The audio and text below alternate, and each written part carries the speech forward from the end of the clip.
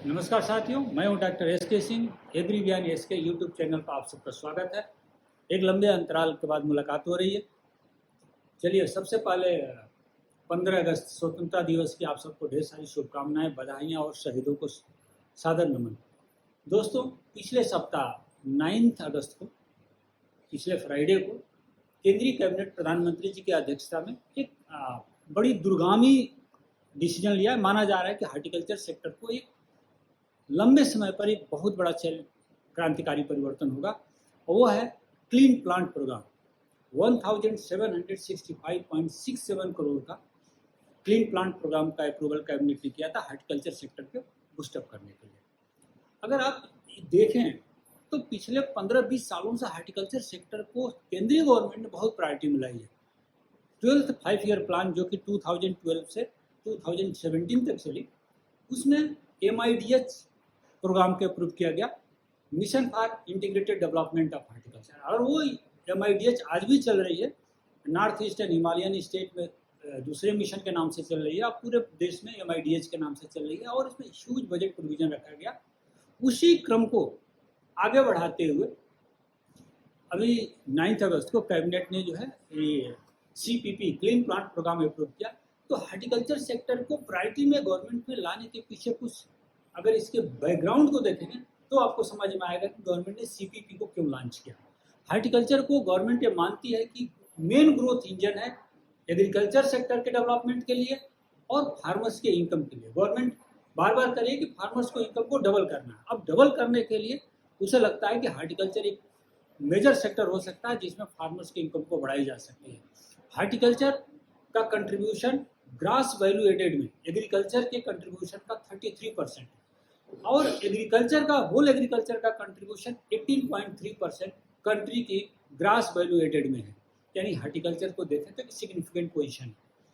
Horticulture को employment generation, रोजगार की दृष्टि से देखें तभी भी इसको सशक्त माना जाता है। माना जाता है कि औसत रूप से 350 to 2500 मैन डेज एक हेक्टेयर में आवश्यकता पड़ती है।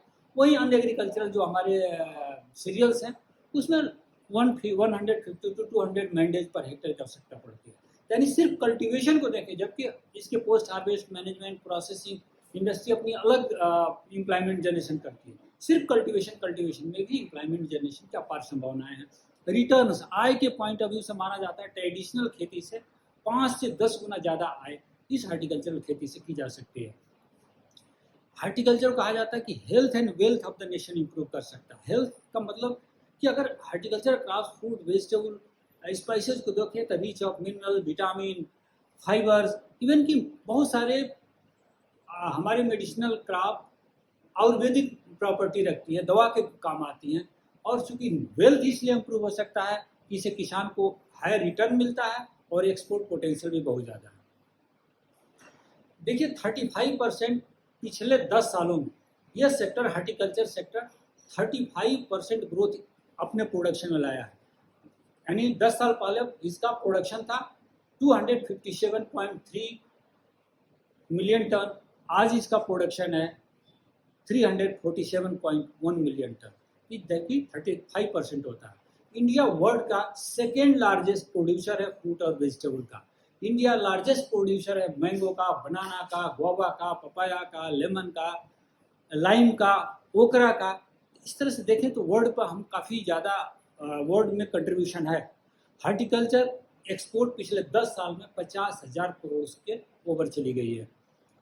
Export of fruit, vegetable, spices देखें तो केवल 2023-24 में 26.16% की ग्रोथ हुई है। तो एक्सपोर्ट पोटेंशियल भी बहुत ज़्यादा है। लेकिन ये सेक्टर की इतनी सारी अच्छी बात होने के बावजूद एक चैलेंज है, जिस चैलेंज के लिए CPP प्रोग्राम लाई गई है। वो चैलेंज क्या है इस सेक्टर की? इस सेक्टर के देखें तो हमारी हॉर्टिकल्चर क्रॉप्स की, खासतौर पर फ्रूट ट्रीज की प्रोडक्टिविटी ग्लोबल एवरेज से बहुत कम है। एग्जाम्पल के तौर पर मैंगो का इंडिया का जो एवरेज प्रोडक्टिविटी है करीब 8.8 to 9.7, यानी करीब कह सकते हैं 9 से 10 टन पर हेक्टेयर है। वहीं ग्लोबल एवरेज है 13 टन, यानी देखें तो हम करीब 90 क्विंटल के आसपास मैंगो एक हेक्टेयर में पैदा करते हैं और वर्ल्ड का औसत है 130 क्विंटल। सेब को देखें तो यहाँ और ज़्यादा गैप है, एप्पल का औसत इंडिया का है करीब 7 से 8 मेट्रिक टन, और वो ग्लोबल एवरेज है 20 to 40, यानी 200 क्विंटल से 400 क्विंटल। हम कहीं 75 से 80 क्विंटल पर हेक्टेयर पैदा करते हैं। तो बिग ह्यूज है। बनाना, इसी तरह से ऑरेंजेस में, गुआवा में भी इस तरह के गैप हैं। शायद इसी गैप को जो क्या कर सकते हैं, इस गैप को भरने के लिए जो कारण आइडेंटिफाइड हुई थी, उसीलिए सीपीपी प्रोग्राम्स गवर्नमेंट ने लॉन्च किया। अब ये जो चैलेंज है, इसके पीछे मेजर एक कंसर्न क्या है? अगर मेजर कंसर्न देखा जाए तो बहुत दिन से चर्चा हो रही थी कि इंडिया में, अपने कंट्री में certified disease free quality planting material की उपलब्धता नहीं है। यहाँ तक कि बहुत सारी स्टेट जो है, स्टेट गवर्नमेंट ने नर्सरी को, फ्रूट नर्सरी को रेगुलेट करने के लिए, और नेशनल हार्टिकल्चर बोर्ड ने एक्रेडिशन करने के लिए लीगल प्रोविजन रखा है। लेकिन वो दोनों, चाहे एक्ट हो या एनएचबी का व्यवस्था, वो एक कह सकते हैं ना विजुअल इंस्पेक्शन पर आधारित है और इंफ्रास्ट्रक्चर फैसिलिटीज पर आधारित है। इसके बारे में अगर आप डिटेल जानना चाहोगे तो एक हमारा वीडियो है, regulation and accreditation of fruit nursery, आप देखिएगा, उसमें बहुत कंप्लीट जानकारी मिल जाएगी।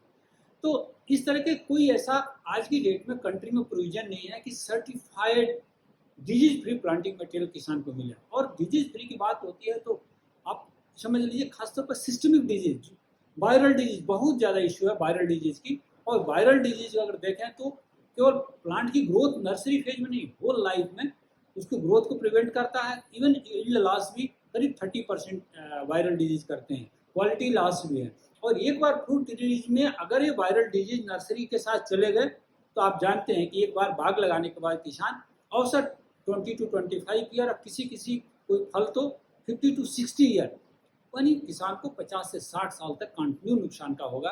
तो इसलिए गवर्नमेंट को लगा कि कोई इसके लिए व्यवस्था करनी चाहिए।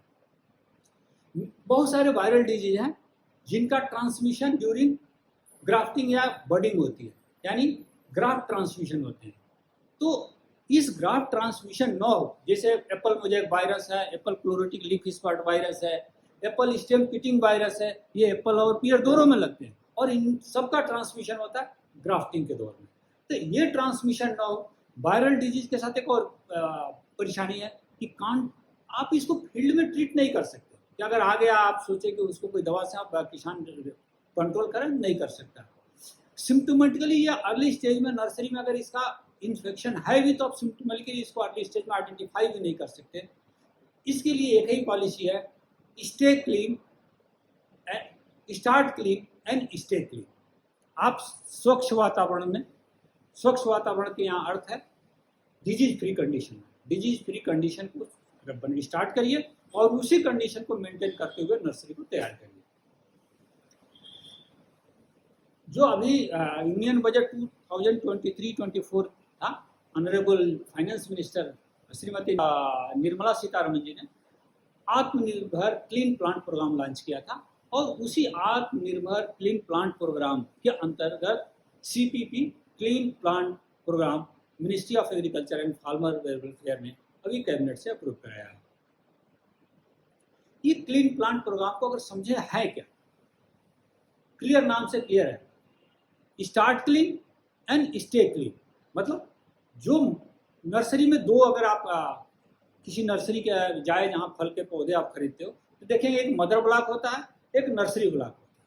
तो अगर आपको स्टार्ट क्लीन करना है तो आपको नर्सरी ब्लॉक से नहीं, आपको मदर ब्लॉक से करना होगा। यानी मदर ब्लॉक को डिजीज फ्री कंडीशन में सर्टिफाई करनी होगी, और देन नर्सरी ब्लॉक को उसी कंडीशन में मेंटेन रखना होगा, स्टे क्लीन रखना होगा। तो इस तरह से स्टार्ट क्लीन और स्टे क्लीन का अर्थ हुआ disease free, virus free condition में मदर स्टाक या साइन स्टाक, और उसी तरह से नर्सरी के स्टाफ को भी डिजीज फ्री कंडीशन में लाना। अब अगर ऑब्जेक्टिव देखें, ऑब्जेक्टिव ऑफ जो सीपीपी है अगर देखें तो इसके 3-4 ऑब्जेक्टिव क्लियर होते हैं। पहला ऑब्जेक्टिव देखें तो गवर्नमेंट चाहती है कि हार्टिकल्चर सेक्टर को बूस्टअप किया जाए, एक ट्रांसफॉर्मेटिव चेंज लाया जाए इस सेक्टर में। पर गवर्नमेंट चाहती है कि एक सस्टेनेबल और इको फ्रेंडली एग्रीकल्चर प्रैक्टिसेस को बढ़ावा दिया जाए, क्योंकि हमारी एक इन्वायरमेंट को प्रोटेक्शन भी हमारा दायित्व है। तो इको फ्रेंडली चाहिए। अगर वायरस फ्री मटेरियल होगा तो आप सब जानते हैं कि वायरस फ्री मटेरियल होगा तो जब डिजीज मैनेजमेंट के जो हमारे कास्ट है और केमिकल का उपयोग होगा ऑटोमेटिक घट जाएगा या समाप्त हो जाएगा। हमको इंडिया अभी भी देखें तो हम बाहर से बहुत ज़्यादा planting material, quality planting material import करते हैं, तो हमारी जो डिपेंडेंस है उस डिपेंडेंस को भी घटाना है इंपोर्ट ऑफ प्लांटिंग मटेरियल का। इंडिया को एक लीडिंग एक्सपोर्टर के रूप में इस्टेब्लिश करना, ये 4-5 ऑब्जेक्टिव से CPP प्रोग्राम लॉन्च किया गया है। इसका PIA कौन है इसका project implementation agency. Ministry, agriculture ministry तो इस प्रोजेक्ट को लाई है, लेकिन इसको इम्प्लीमेंटेशन का दायित्व दिया गया है नेशनल हार्टिकल्चर बोर्ड, जिसका हेड ऑफिस गुड़गांव में भारत सरकार का बोर्ड है, in association with ICR, Indian council of agriculture research. यह इंडिया का agriculture research and education extension का एक नोडल विभाग है, जिसका हेड ऑफिस भी पूसा दिल्ली में है। तो 2 हैं इसके PIA, प्रोजेक्ट इम्प्लीमेंटेशन एजेंसी। इसकी फंडिंग एजेंसी कौन है? इसमें जो पैसा लगा रही है गवर्नमेंट ऑफ इंडिया लगा रही है, और ADB, एशियन डेवलपमेंट बैंक, जिसका हेड ऑफिस फिलीपाइंस में है। जो क्लीन प्लांट प्रोग्राम है, इस क्लीन प्लांट प्रोग्राम में होगा क्या, इसके क्या कंपोनेंट है, गवर्नमेंट इसमें क्या करेगी। पहला जो इसका मेजर कंपोनेंट है वो है clean plant centre, CPC centre. Government India के अलग अलग लोकेशन में अलग अलग फ्रूट क्रॉप्स के लिए 9 CPC स्थापित करने जा रही है, और ये जो CPC सेंटर होंगे ये एडवांस डायग्नोस्टिक लैब इनके पास होंगे, टिश्यू कल्चर लैब होंगे, ताकि डिजीज फ्री कंडीशन में प्लांट को बनाए और मल्टीप्लाई करें, और फर्दर उसको मल्टीप्लिकेशन के लिए प्राइवेट सेक्टर की, जिनके पास इंफ्रास्ट्रक्चर उपलब्ध है गवर्नमेंट वो भी देगी, उनको उपलब्ध कराएं और वो ह्यूज लेवल पर मल्टीप्लाई करके किसानों को दें। इसमें अगर देखें तो 9 CPC जो स्थापित हो रही है, कहाँ हो रही है। पहला ग्रेप्स का हो रही है NRC Pune, national research centre grapes, जो पुणे में स्थापित है, वहाँ ग्रेप्स का जो है CPC स्थापित है। टेम्परेट फ्रूट का जो CPC है, जिसमें एप्पल, आलमंड, वॉलनट आदि शामिल है, इसमें CITH Srinagar, central institute for temperate horticulture Srinagar Jammu Kashmir में, और एक रीजनल ऑफिस है उसका, रिसर्च सेंटर है मुक्तेश्वर नैनीताल उत्तराखंड। वहाँ 2 जगह जो है टेम्परेट हार्टिकल्चर का होगा, टेम्परेट फ्रूट का होगा। सिट्रस का हो रहा भी 2 जगह, 2 CPC स्थापित होंगे। CCRI, central citrus research institute, Nagpur का संतरा आप सब जानते हैं, महाराष्ट्र में है, तो CCRI में एक CPC स्थापित होगी। दूसरा होगी CIAH Bikaner, central institute for arid horticulture, Bikaner Rajasthan में स्थापित होगी। मैंगो, गुआवा, एवोकेडो, इसके लिए IIHR Bangalore, Indian institute of horticulture research Bangalore Karnataka में स्थापित होगी। मैंगो, गुआवा, लीची के लिए CISH Lucknow, central institute for tropical horticulture Lucknow Uttar Pradesh में स्थापित होगी। पोमग्रेनेट, अनार, एक इंडिया की महत्वपूर्ण क्रॉप है, इसका जो CPC स्थापित किए जाने का प्रोविजन है वो है NRC Solapur, national research centre of pomegranate, Solapur Maharashtra. जो लास्ट CPC है वो ट्रॉपिकल एंड सब ट्रॉपिकल फ्रूट का, वो ईस्टर्न इंडिया में स्थापित किए जाने का प्रोविजन है। ये CPC स्थापित करना एक पार्ट था। दूसरा पार्ट है इसका सर्टिफिकेशन एंड लीगल फ्रेमवर्क।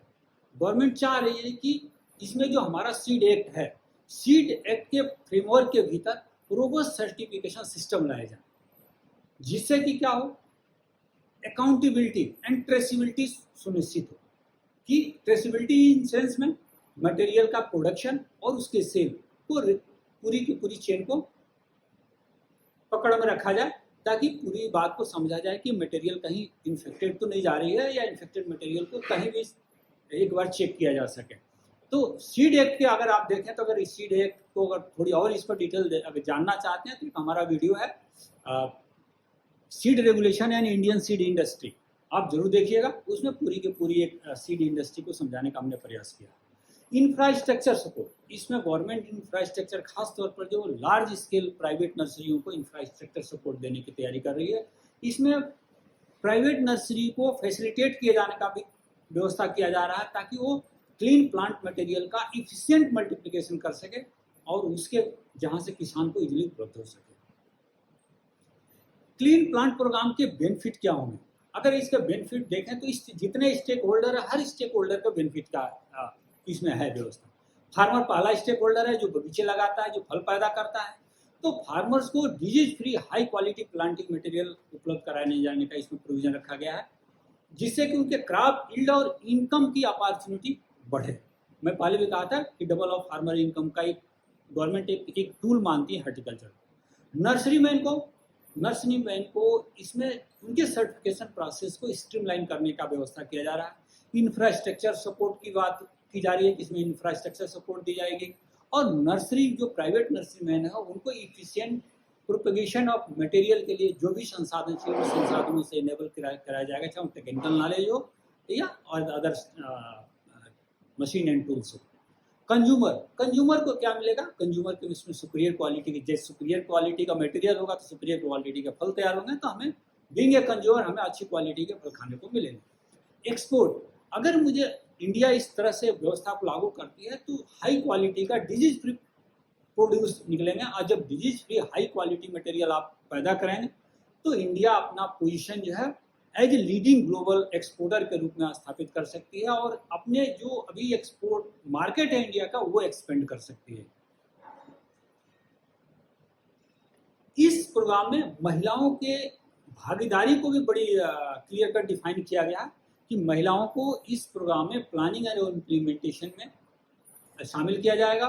उनको जो भी रिसोर्सेज की आवश्यकता पड़ेगी उन्हें रिसोर्स उपलब्ध कराया जाएगा, और इस प्रोग्राम में महिलाएं भी भागी रहेंगी। इस प्रोग्राम को देखें तो आप पहले भी हमने देखा जो CPC सेंटर है, diverse agro climatic condition, diverse crops के लिए जा रहा है, ताकि कंट्री के हर रीजन को region specific clean plant varieties और टेक्नोलॉजी उपलब्ध हो सके। दोस्तों, ये रहा क्लीन प्लांट प्रोग्राम जो कि अभी गवर्नमेंट ने लॉन्च की। आशा है पसंद आया होगा, पसंद आए तो लाइक करो, सब्सक्राइब करो। धन्यवाद।